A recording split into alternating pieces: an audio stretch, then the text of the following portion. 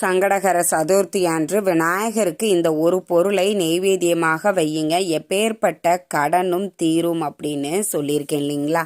அந்த மாதிரி தாங்க சங்கடகர சதுர்த்தி அன்று நாம் கடன் தீர்ப்பதற்கு இந்த மந்திரத்தை சொல்ல போகிறோம்.